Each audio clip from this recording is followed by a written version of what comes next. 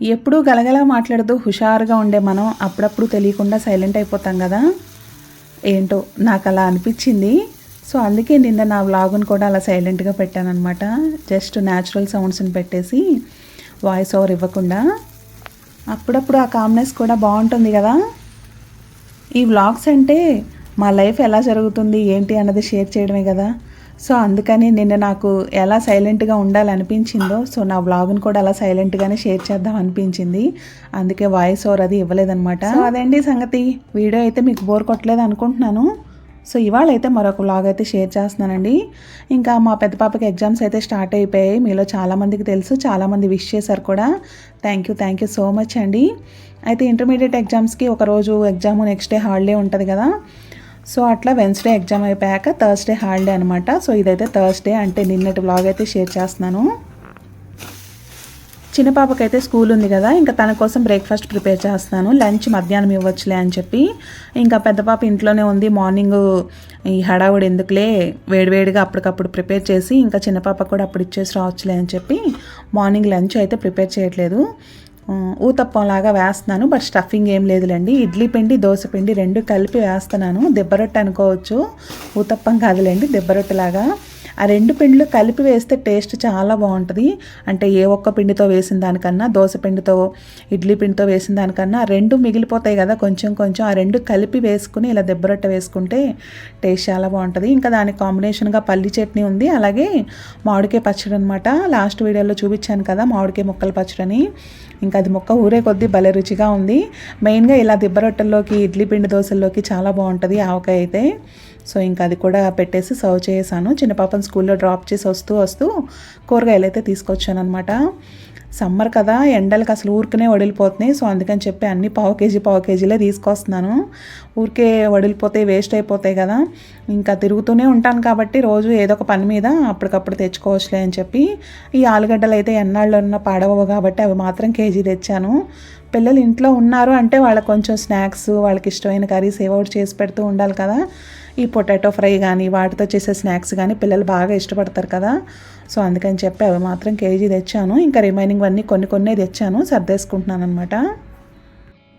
మామూలుగా అయితే దుంపలు, ఆనియన్స్ ఇలాంటివి ఫ్రిడ్జ్లో పెట్టకూడదు కదా. పొటాటోస్ మాత్రం ఫ్రిడ్జ్లో పెట్టను, కానీ క్యారెట్, బీట్రూట్ అయితే పెట్టేస్తాను. బయట ఉంచితే వడిలిపోతాయి. కొన్నాళ్ళు చూశాను కానీ ఒక 2 డేస్కి అట్లా వడిలిపోతున్నాయి అనమాట. ఫ్రెష్నెస్ లేదనుకోండి సరిగ్గా గ్రైండ్ అవ్వవు, మనం జ్యూస్ చేసినా. సో అందుకని చెప్పి క్యారెట్, బీట్రూట్ మాత్రం ఫ్రిడ్జ్లోనే పెట్టేస్తాను.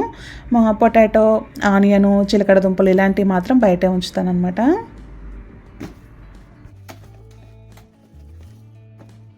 మొన్నటి వరకు నిమ్మకాయలు కాస్ట్ అయితే కొంచెం రీజనబుల్గా అన్నట్టు ఉండేది. ఎండాకాలం వచ్చింది కదా, వాటి కాస్ట్ అయితే అమాంతంగా పెంచేస్తారు. ఇంక చిక్కుడుకాయలు అయితే అసలు కొనాలా వద్దా అన్నట్టే కొన్నాను. ఎందుకంటే ఇక్కడ అస్సలు బాగోవు, గింజలు ఉండవు, తోలు మందంగా ఉంటుంది. బట్ ఏదోలే అన్నట్టు తీసుకున్నాను. జనరల్గా రథసప్తమి అయిపోయాక చాలామంది చిక్కుడుకాయలు తినరు, పురుగు వచ్చేస్తుందనో అదనో. బట్ ఇంకా నేనైతే అప్పుడప్పుడు తీసుకొస్తూ ఉంటానులేండి. అవి ఇంకా నైట్ కర్రీ చేసేద్దాంలే అని బయటే పెట్టేశాను. పొద్దున బయట పెట్టానా, సాయంత్రానికి మొత్తం వడిలిపోయినట్టు అయిపోయినాయి. అంత ఎండగా అనిపిస్తుంది అనమాట ఒక్క పూటకే. సో అలా ఎందుకులే ఇంకా అన్నీ ఒకేసారి తెచ్చి పెట్టుకోవడం అని ఎప్పటికప్పుడు తెచ్చేసుకుంటున్నాను. ఇంకా ఫ్లవర్సు, ఈ లీఫీ వెజిటబుల్స్ కూడా బాక్సులో పెట్టేసుకుంటున్నాను. ఇవి కూడా త్వరగా వడిలిపోతాయి. బట్ అలాగని మరి రోజు తెచ్చుకోలేం కదా. అవి కొంచెం తెచ్చుకున్నా ఎక్కువే ఉంటాయన్నమాట, కొత్తిమీర, కరివేపాకు ఇలాంటివి. సో అందుకని చెప్పి వాటిని చక్కగా ఇలా ఒక టిష్యూ పేపర్ వేసేసి పెట్టుకుంటే కొద్దిగా లైఫ్ ఎక్కువ వస్తాయి, త్వరగా వడిలిపోకుండా, అలాగే నీరు పట్టకుండా ఉంటాయి అన్నమాట. ఇంకొకటే పెద్ద బాక్స్లోనే అన్నీ పెట్టేసుకుంటున్నాను. మళ్ళీ వీటి కోసం 3 రకాల బాక్సులు పెడుతుంటే ఫ్రిడ్జ్లో ప్లేస్ అంతా అవే తీసుకుంటున్నాను అనమాట. సో అందుకని చెప్పి లేయర్ వైజ్గా పెట్టేసుకుంటున్నాను. ఫస్ట్ పుదీనా పెట్టేసి ఇంకా అక్కడే కొత్తిమీర కూడా పెట్టేశాను, ఎడ్జెస్ అవి కట్ చేసి. ఇంకా పైన ఇలా ఒక టిష్యూ వేసేసి పైన కరివేపాకు పెట్టుకున్నాను అనమాట. తీసుకోవడానికి కూడా ఈజీగానే ఉందిలేండి, మరీ కష్టంగా ఏం లేదు. ఆకంతా దూసేసి పెడతాం కాబట్టి పైన అలా ఉంటుంది, కింద కొత్తిమీర అది తీసుకోవచ్చులే అని చెప్పి. సో ఇలా చక్కగా ఒక బాక్స్లోనే మొత్తం అన్నీ పెట్టేశాను.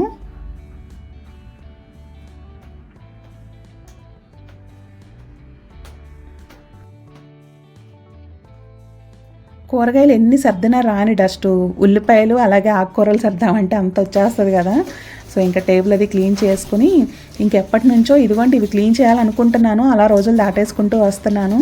ఇంకా పనిలో పని ఇది కూడా క్లీన్ చేసేద్దామని తీసాను. బుద్ధాది అక్కడ ఒక టేబుల్ మీద ఉంటుంది కదా, అంటే చిన్న స్టాండ్ మీద బుద్ధాన్ని పెట్టి ప్లాంట్స్ అవి పెట్టి లివింగ్ రూమ్లో ఉంటుంది కదా, సో అది మొత్తం డీప్ క్లీన్ చేద్దామని చెప్పి స్టార్ట్ చేశాను అనమాట.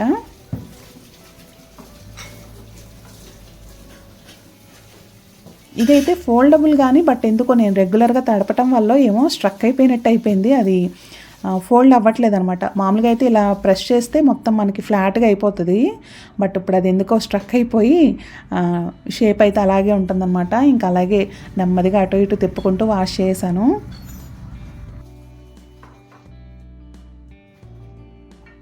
ఇంక ఈ ఫ్లవర్ బౌల్స్ కూడా రెగ్యులర్గా క్లీన్ చేసుకుంటూ ఉంటాను, లేదంటే అక్కడ గార పట్టేస్తుంది. సో ఇంక ఇవి కూడా చక్కగా డీప్ క్లీన్ చేసుకున్నాను. ఇంకా టాటాయిస్లు అయితే చాలామంది బయట అలా ప్లేట్లో పెట్టి వదిలేస్తారు, బట్ టాటాయిస్ అన్నది ఖచ్చితంగా నీళ్ళల్లోనే ఉంచాలంట. సో అందుకని చెప్పి ఇంకా నేనైతే ఇలా ఈ ఫ్లవర్ బౌల్స్లో అడుగుని పెట్టేస్తాను అనమాట. ఇంకా ఇంట్లో అంతకుముందు తీసుకున్నవి అలా ఉన్నాయి. సో ఒకటి పాతది ఇత్తడిది, ఇదేమో మనకి క్రిస్టల్ది ఉంటుంది కదా అదనమాట. సో ఇంకా రెండింటిని, ఒకటేమో ఈ ఫ్లవర్ బౌల్ ఏమో బయట ఎంట్రన్స్లో పెడతాను చిన్నది, సో దానిలో కూడా ఒక చిన్న టాటాయిస్ వేసాను అనమాట. ఇదేమో బయట పెట్టేస్తాను. రెడ్ అండ్ ఎల్లో ఫ్లవర్స్ ఎంత బ్రైట్గా ఉంటాయో కదా, చూడగానే ఒక మంచి లుక్ అనిపిస్తుంది.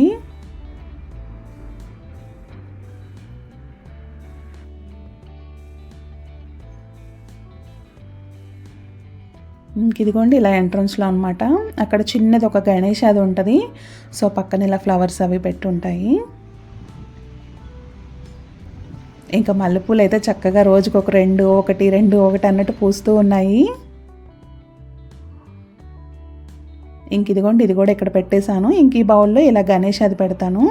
సో ఇంకా అవన్నీ కూడా క్లీన్ చేసుకుని ఎక్కడెక్కడ పెట్టేశాను అనమాట. క్యాండిల్స్ వెలిగించాను కానీ మొక్కలకి హీట్ వెళ్తుందని మళ్ళీ వెంటనే తీసేసాను. చూడటానికి బాగుంటుంది కదా అని వెలిగించాను కానీ బట్ అవి ఫ్లోట్ అవుతూ ఉండడం వల్ల అటు ఇటు కదిలి మొక్కలకి హీట్ వెళ్తుంది. సో ఇంకా ఆ పని ఎక్కడితో అయిపోయింది. ఇంక ఈ మనీ ప్లాంట్స్ ఉన్నాయి కదా, ఈ ఆకులకు కూడా డస్ట్ పట్టేసింది. ఇంకా అవి కూడా క్లీన్ చేద్దామని చెప్పి స్టార్ట్ చేశాను. రెగ్యులర్గా weekly once indoor plants clean చేసుకుంటాను, అలాగే వీక్లీ వన్స్ అవుట్డోర్ ప్లాంట్స్. ఈ ఇండోర్లో ఇక్కడ ఏమవుతుందంటే, ఇది పైకి పెట్టుంచాను కదా, దాన్ని అలా వాటర్ స్ప్రే చేస్తుంటే ఆ వాల్పేపరు పాడైపోతుంది. సో అందుకని చెప్పి దీన్ని రెగ్యులర్గా వాష్ చేయట్లేదు. మామూలుగా నార్మల్ ప్లాంట్స్ అయితే చేసేస్తున్నాను, కానీ దీన్ని అప్పుడప్పుడు 10-15 డేస్ అన్నట్టు అవుతుంది. ఆ ఆకుల మీదేమో అలా డస్ట్ పట్టేస్తే ఒక లేయర్లా కనిపించేస్తుంది. ఇంకా సరే ఇంకా లాభం లేదనుకుని ఇంకా చైరేసి అది మొత్తాన్ని తీసి ఇలా కిచెన్లో పెట్టి క్లీన్ చేసుకుంటున్నాను. ఇదివరకు అయితే డైరెక్ట్ అక్కడే మనకి వాటర్ గన్ ఉంటుంది కదా, దాంతో క్లీన్ చేసేదాన్ని, కానీ ఇంకా వాల్పేపర్ పాడైపోతుంది ఎందుకు వచ్చిందిలే అని చెప్పి ఇలా తీసి సపరేట్గా క్లీన్ చేసుకుంటున్నాను. ఆ పాటు చాలా వెయిట్ ఉంటుంది అనమాట, అది క్యారీ చేయడానికి కొంచెం టఫ్ అనిపిస్తుంది. కొంచెం అటు ఇటు అయిందా, అదేమో సిరామిక్వి కదా పగిలిపోతాయి. సో అది భయం. జాగ్రత్తగా తీసుకొచ్చి క్లీన్ చేసి ఇంకా అక్కడ పెట్టానమాట, వాటర్ డ్రైన్ అవుతుంది కదా. ఇంక ఇక్కడ అలాగే అక్కడ వాల్పేపర్ ఆల్రెడీ కొంచెం ఖరాబ్ అయింది, అది కవర్ చేయడానికి ఆ ప్లాంట్ పెట్టి అలా పెట్టానమాట. సో అదంతా కూడా నీట్గా క్లీన్ చేసి పెట్టేసుకున్నాను మళ్ళీ.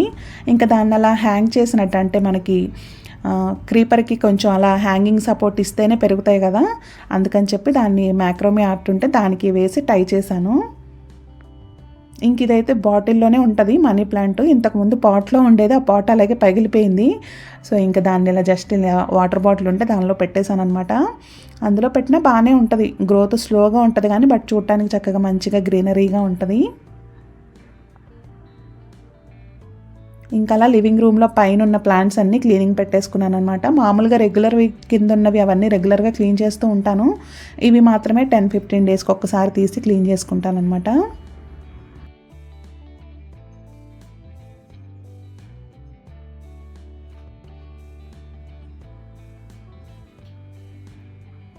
అంతా చేసేసాక చూసుకోవడానికి ఎంత బాగుంటుందో. మెయిన్గా నాకు ఆ ఉయ్యాల బ్యాక్గ్రౌండ్లో అంతా గ్రీనరీ ఉండాలని చెప్పి అవన్నీ అక్కడ అలా క్రీపర్స్లా సెట్ చేశాను. కొంచెం ఆ న్యాచురల్ ఫీల్ ఉండాలి కదా మనకి.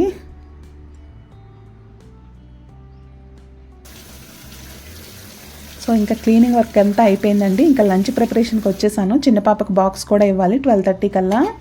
ఇంకా బేబీకార్న్ ఉంది, సరే ఇంకా దాన్ని కొంచెం సైడ్ డిష్ లాగా ఫ్రై చేద్దామని చెప్పి జస్ట్ రాదే అనమాట, ఏమీ బాయిల్ చేయలేదు, స్టీమ్ చేయలేదు, డైరెక్ట్గా పచ్చివే చిన్న పీసెస్లా కట్ చేసుకున్నాను. ఇంకా దాంట్లో మన ఇండియన్ స్పైసెస్ మనకు కావాల్సిన స్పైసెస్ వేసేసుకుని చక్కగా ఫ్రై చేసుకోవడమే. అయితే డీప్ ఫ్రై చేయట్లేదండి. ఇంకా దానిలో కొంచెం ఉప్పు, కారం, అలాగే అల్లం వెల్లుల్లి పేస్టు, కొంచెం గరం మసాలా, కావాలంటే లెమన్ అది కూడా పిండొచ్చు, ఇంకా నేనైతే వేయట్లేదండి. అలాగే ఇవన్నీ వేసాం కాబట్టి కొంచెం దాన్ని విడిపోకుండా ఉండాలంటే కార్న్ఫ్లోర్ వేసుకోవాలన్నమాట. అంటే ఆ ఉప్పు కారం దానికి పట్టు ఉంచడానికి కార్న్ఫ్లోర్ బైండింగ్లో హెల్ప్ చేస్తుంది కదా. సో ఒక 2 స్పూన్లు కార్న్ఫ్లోర్ వేసుకుంటున్నాను. ఇంకింతే, ఎక్కువ మసాలాలు ఏం వేయలేదు, జస్ట్ ఉప్పు, కారం, అల్లం వెల్లుల్లి పేస్ట్, కొంచెం గరం మసాలా అనమాట.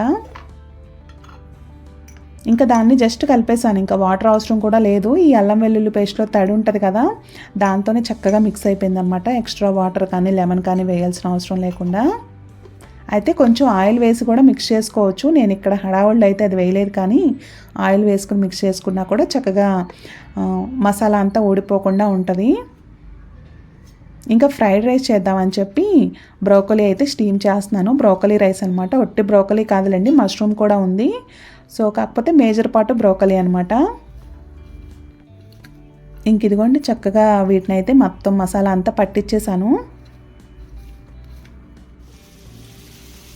బటర్లో టోస్ట్ చేసుకుంటున్నాను అనమాట, జస్ట్ డీప్ ఫ్రై చేయట్లేదు, అలాగే ఇంకా షాలో ఫ్రై అలా ఏం కాదు. జస్ట్ ఆ బటర్ వేసేసుకుని కొంచెం అలా మనం బ్రెడ్ని ఎలా టోస్ట్ చేసుకుంటాం ఇంకా అట్లా జస్ట్ అనమాట. ఎందుకంటే అది బేబీకార్నే కాబట్టి ఈజీగానే ఫ్రై అయిపోతుంది. కొంచెం సేపు అట్లా, అంటే రెగ్యులర్గా బ్రెడ్ చేసుకున్నంత ఫాస్ట్గా అవ్వదు, కానీ ఒక 5-10 మినిట్స్ అలా కుక్ చేసుకుంటే చక్కగా ఫ్రై అయిపోతుంది. స్టీమ్ చేసుకుంటే అవుతుంది కానీ ఫాస్ట్గానే, బట్ అది ఒక రకమైన టేస్ట్ వస్తుంది అనమాట, కొద్దిగా సాఫ్ట్గా అన్నట్టు. అందుకని చెప్పి కుక్ చేయలేదు, స్టీమ్ చేయలేదు, డైరెక్ట్గా రాగా వేసేసాను. ఒకలాంటి క్రంచీనెస్ ఉంటుంది, తినేటప్పుడు బాగుంటుంది. సో అది అలా బటర్లో నెమ్మదిగా కుక్ అవుతుంది. ఈలోగా ఫ్రైడ్ రైస్ కూడా చేసేస్తున్నాను. కొంచెం ఉంది మష్రూము, బ్రోకలీ మాత్రం ఎక్కువ ఉంది. సో ఇంకా అది కొద్దిగా స్టీమ్ చేశాను అనమాట. పచ్చిది వేస్తే ఏంటంటే త్వరగా మ్యాష్ అవ్వదు, అలా ముక్కలు ముక్కలుగా ఉంటే మా పిల్లలు తినరు, సైడ్కి పెట్టేస్తారు. ఇదిగోండి ఇలా చక్కగా కంప్లీట్గా మ్యాష్ అయిపోయేలాగా రావాలంటే స్టీమ్ చేసుకుంటే మ్యాష్ అయిపోద్ది, రైస్లో కలిసిపోద్ది కాబట్టి ఈజీగా తినేస్తారు. ఆరోగ్యకరమైనవి చేయాలి, అలాగే పిల్లలకి నచ్చేలా కూడా చేయాలి కాబట్టి ఇలాంటి మార్పులు చేర్పులు చేసుకుంటేనే. సో ఇదిగోండి చక్కగా బేబీకార్న్తో అయితే ఫ్రై రెడీ అయిపోయింది, సైడ్ మంచింగ్లా అనమాట ఫ్రైడ్ రైస్కి. ఎమ్మీగా ఫ్రైడ్ రైస్ అలాగే బేబీకార్న్ ఫ్రై అనమాట. సో లంచ్ బాక్స్ ప్యాక్ చేసి మా చిన్న పాపకి ఇచ్చేసి రావాలి. సో ఇదండి ఇవాళ వీడియో, మరొక మంచి వీడియోతో మళ్ళీ కలుద్దాం. Thank you so much for watching అండి. ఛానల్ని సబ్స్క్రైబ్ చేయకపోతే సబ్స్క్రైబ్ చేసుకోవచ్చు కదా. కీప్ సపోర్టింగ్ మీ. బాయ్.